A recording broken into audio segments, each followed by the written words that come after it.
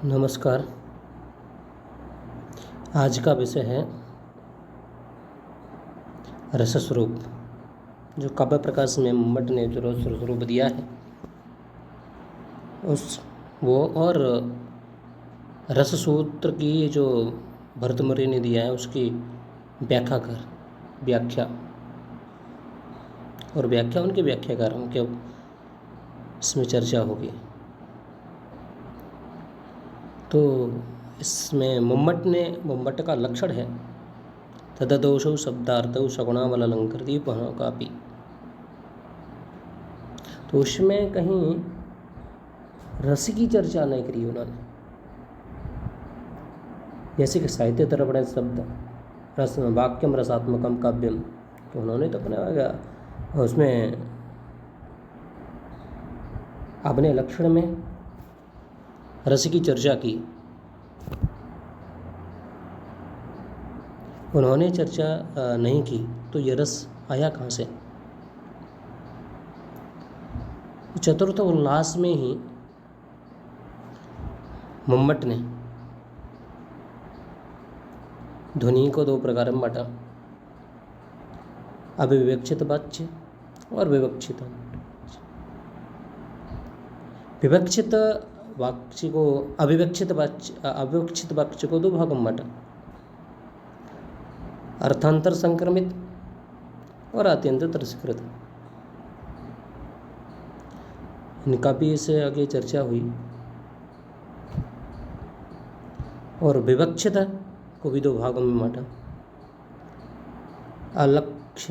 अलक्ष्य क्रम और लक्ष्य क्रम। अलक्ष्य क्रम में कि उसमें उसकी भी चर्चा हुई। और लक्ष्य क्रम,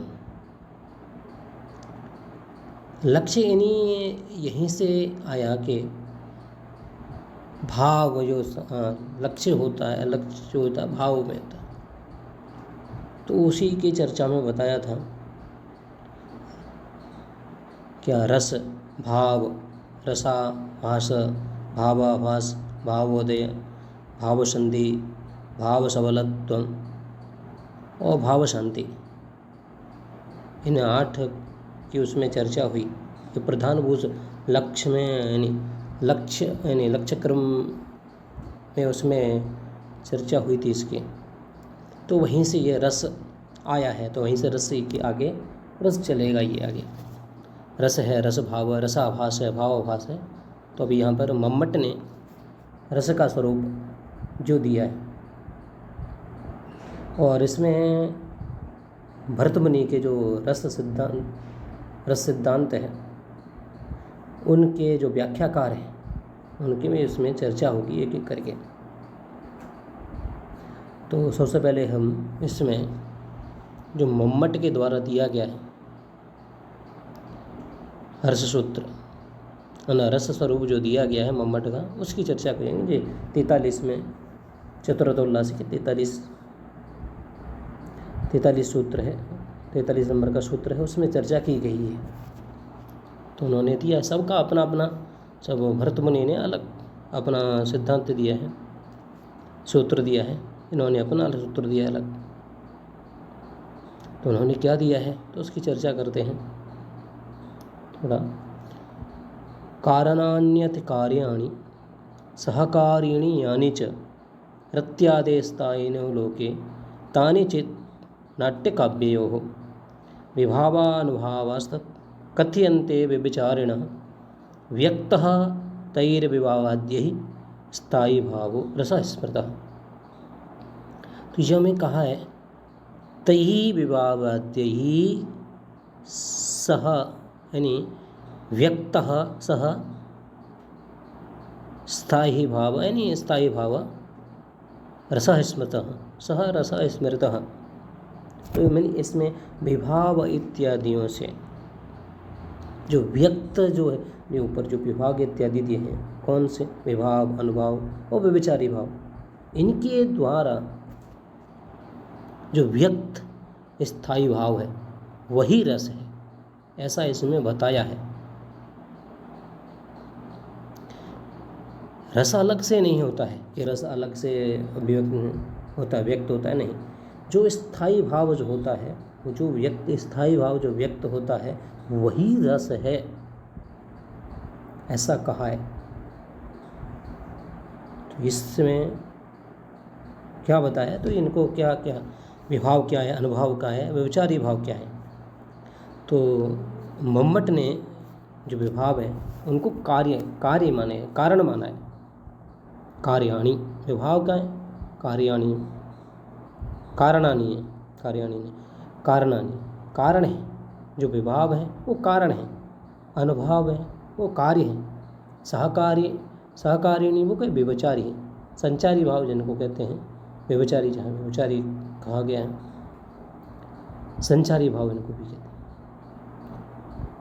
इन्हीं सब के जो द्वारा एक कारण, कार्य और सहकारी, उनके द्वारा जो व्यक्त स्थायी भाव है वही रस होगा। कहाँ उत्पन्न होगा? लोक में। लोक में किससे? रत्यादि किससे? रत्य इत्यादि स्थायी भाव, जो रत्यादि मतलब यहाँ जो 8-9 जो स्थायी भाव, उनके रति है, हास्य है, करुण है, उत्साह है, रौद्र है, और भय है, जुगुप्सा, बीभत्स इत्यादि, जो इन इत्यादि से जो इन स्थायी भावों से तानी जो सब कार्याणि, जो कारणानि और कार्याणि असहकारिणी, किसमें उत्पन्न होंगे? ये नाट्य और काव्य में। किसमें देखेंगे? नाट्य और काव्य में देखेंगे। यही लोक में चलते हैं, लोकों के लिए वही इसमें बताए हैं। वही इन्हीं सब के द्वारा, विभाव अनुभव व्यभिचारियों के द्वारा जो व्यक्त होता है, वही जो क्या व्यक्त होता है, स्थायी भाव व्यक्त होता है, वही रस होता है। तो इसमें आगे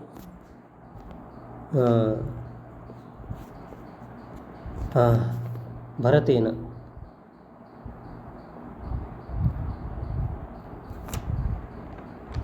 भरत ने क्या दिया? विभाव अनुभव व्यभिचारी भाव संयोगात् रस निष्पत्ति, ये दिया। तो जो निष्पत्ति और संयोग है उसके एक अर्थ नहीं लिया। आचार्य ने अलग अलग प्रकार के अर्थ लिए। कहते नहीं, वादे वादे जायते तत्वबोधः, तो वाद प्रतिवाद सिद्धांत सब यानी चलते इसमें, उसी से हम लोगों को और अच्छा ज्ञान मिलता है। उसी को अब देखेंगे। जो रस के जो विभाव अनुभव व्यभिचारी भाव संयोगात् रस निष्पत्ति, संयोग जो निष्पत्ति, इसका अर्थ अलग अलग आचार्यों ने क्या क्या माना है। अस्य सूत्र से निष्पत्ति इत्यस्य शब्दस्य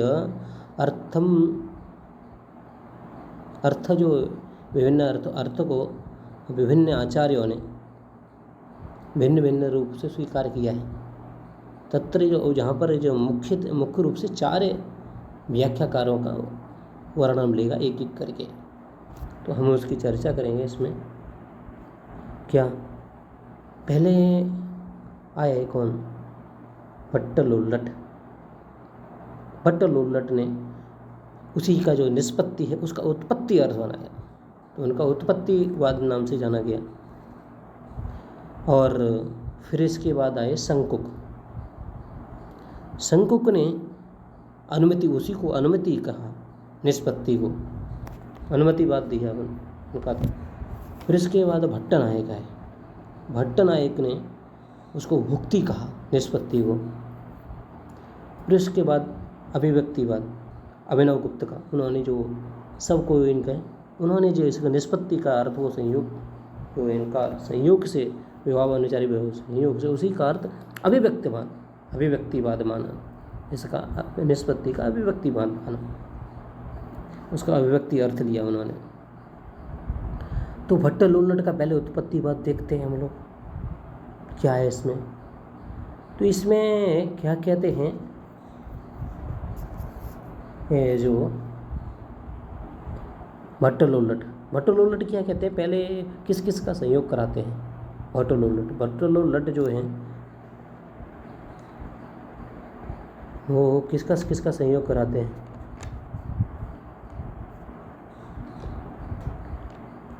पहले भट्टर लोलट जो है स्थायी भाव और विभाव, इनका से संयोग करा, इनसे उत्पादक भाव संबंध हुआ। इससे क्या हुआ कि इसे ये होने पर रस की उत्पत्ति होती है, ऐसा उन्होंने बताया। और अस्थायी भाव अनुभाव के गम्य गमक भाव संबंध हुआ, जिसके रस की प्रतीति होती है, ऐसे बताया। स्थायी भाव और व्यभिचारी भाव के संयोग से पोषक भाव होता है, जिसके रस की पुष्टि होती है, ऐसा उन्होंने बताया। तो उन्होंने क्या कहा? विभाव विभावी ललना उद्यानादि भी आलम्बन उद्दीपन कारणे रत्यादि भावो जनितः अनुभावै कटाक्ष भुजा छेप प्रभूतिभिः कार्यः प्रतीत योग्यः कृतः। विभाव इत्यादि कौन से विभाव? विभाव अनुविचार विभाव अनुभाव व्यभिचारी भाव, इसके से। और ललना मतलब जो नायिका स्त्री आदि किसमें उद्यान में होते। ललना क्या है? ललना आलम्बन है, मतलब नायिका, कोई नायक, उसकी जो नायक नायिका क्या हो जाएंगे? आलम्बन हो जाएंगे। और किस पे कौन से स्थान पर है? वो स्थान उद्दीपन हो जाएगा। स्थान जहाँ पर उद्यान है तो उद्यान हो गया क्या? उद्यान उद्दीपन हो गया। रत्यादि इनसे क्या उत्पन्न होगा? इन सब होंगे तो वो रत्यादि भाव जनित होगा। तो रत्यादि रति है, हास्य है, करुण है, शोक है, उत्साह है, रौद्र है,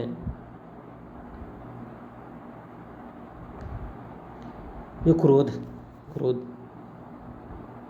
उसी जनित। और अनुभाव इत्यादि कैसे प्रतीत होगा? यहाँ पर प्रभुति कार्य प्रतीत कैसे? कटाक्ष इत्यादियों से, वो जो कार्य है उन्हीं से प्रतीति योग्य है। और व्यभिचारी, और जो व्यभिचारी वे निर्वेदित, उसमें व्यभिचारी हर्ष है, कहीं निर्वेद है, ये बहुत सारे 33 जो हैं वो क्या हैं? व्यभिचारी हैं। सहकारी भाव, जो उपचार है मुख्यतः, उपचारित व्यक्ति। और रस, और जो इसमें 33 व्यभिचारी भाव जो सहायकारी होते हैं रसों में, सही भावों के लिए। तो इसमें 3 चीज़ें इन्होंने मांगी। किन्होंने? भट्टर लोलट ने क्या माना? अनुकारी, अनुकर्ता और दर्शक। तो इन्होंने मुख्यतः वृत्ति जो माना, तो रामात अनुकारी, राम सीता इत्यादि को अनुकार्य माना। तद्रूपया नर्तक को क्या माना? अनुकर्ता माना। तो और उसको जो सामाजिक है, जो दर्शक है, सामाजिक जो दर्शक है, सहृदय है, ये 3 ये माने उन्होंने। जैसे कि जहाँ पर ये कर रहे हैं, जो राम का जो रोल कर रहे हैं, नाटक कर रहे हैं, नर्तक जो यानी अभिनय कर रहे हैं, तो उसमें उन्होंने अनुकार जो राम में इन्होंने मुख्य रस को माना कि राम में रस है तभी नट में आ सकता है, न तो नहीं आ सकता है उसमें। तो उन्होंने जो अभिनय कर रहा है उसमें नहीं माना। अनुकार्य जो राम इत्यादि, सीता कृष्ण इत्यादि जो हैं हनुमान, उनमें रस माना। जो उनका जो रोल करेंगे उसमें गौड़ रूप से रस माना है, अप्रधान रस माना है। प्रधान जो रस माना है उन्होंने भट्टर लोलट ने उत्पत्तिवाद में, तो किस में माना है? अनुकार्य में माना है, अनुकार राम इत्यादि में माना है मुख्य रूप से। जो अनुकर्ता है नट इत्यादि में गौड़ रूप से, इनमें भी कहते हैं कि इनमें होता है रस, पर गौड़ रूप से होता है। और दर्शक में तो उन्होंने कुछ माना ही नहीं, दर्शक को तो उन्होंने कुछ समझा ही नहीं। तो दर्शक आते क्यों भी? ये देखने के लिए क्यों आते हैं? जो अपना पैसा खर्च करने के लिए क्यों, अपना समय बर्बाद करने के लिए क्यों आते हैं? ऐसा जो इनके बाद जो व्याख्याकार आएंगे इनकी व्याख्या इनका खंडन करेंगे। तो इसका वो खंडन करेंगे। तो उसी का हम और देखते हैं, इसमें खंडन करते हैं थोड़ा। तो ये आए, इसके बाद कौन आए?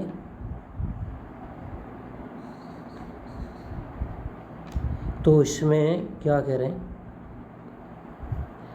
इसके बाद शंकु का है, अनुमितिवाद उन्होंने दिया। तो इसको संक्षिप्त रूप से देखेंगे, ज़्यादा विस्तार से नहीं देखेंगे।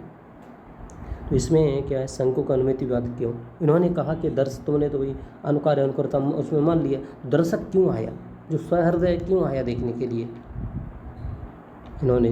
तो इसका वो खंडन करते हैं कि तो ये तुम्हारा ये जो तुमने जो बताया है उत्पत्ति के अनुकार अनुकर्ता में, वो बिल्कुल ठीक नहीं है, ऐसा नहीं हो सकता है।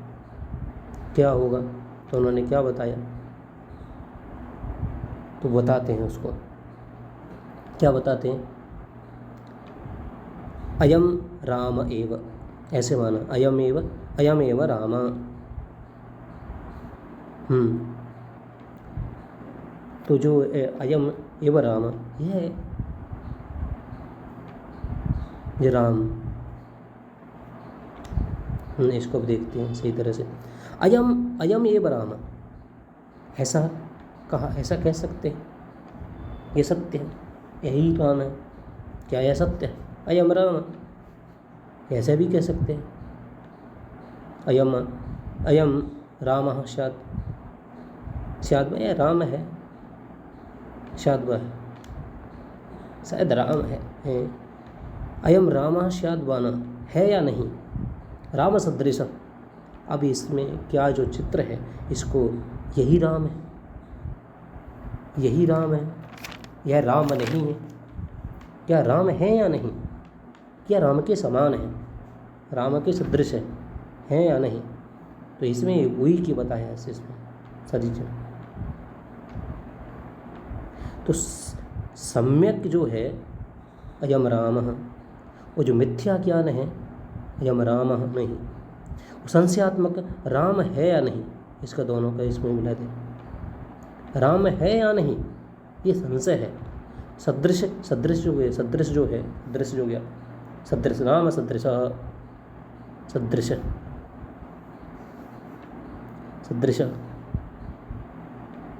राम को जो सदृश है, यह मतलब क्या है? ये सादृश्यता को दिखाता है, यह विलक्षण ज्ञान है। ये किससे बताया? ये किसके बताते हैं? चित्तत्वगादि न्याय से। चित्तत्वगादि मतलब ये चित्र मैंने दिखाया, इसके माध्यम से चित्तत्वगादि न्याय से। अब जहाँ पर अश्व का रख लेते तो ये अश्व है या नहीं, तो इसके प्रतीति इसमें। तो इसमें ये क्या है? तो इन्होंने भी कहा अनुकार्य और अनुकर्ता और दर्शक। तो इन्होंने जो अनुकार्य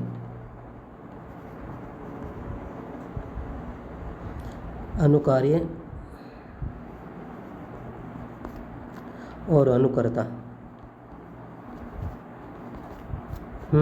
तो अनुकार्य में जो मुख्य रूप से मानते हैं, इसमें अनुकर्ता में मानते ही नहीं है कि जो कर रहा है, जो रोल कर रहा है, जो दिखा रहा है, उसी में रस है। रस की अनुभूति किस में हो रही है? अनुकर्ता में। इसमें अनुकार्य में रस नहीं है। तो उन्होंने ये कहा। अब इनके मतों का खंडन आगे के आचार करेंगे। तो इसके माध्यम से मैंने चित्र के माध्यम से इसको थोड़ा स्पष्ट कराने का प्रयास किया। तो इससे तो ये होगा। तो आगे इतना ही इसको रखेंगे। तो इसमें और आगे के और 2 सिद्धांत हैं, उनको बाद में देखेंगे। इसको देखते हैं।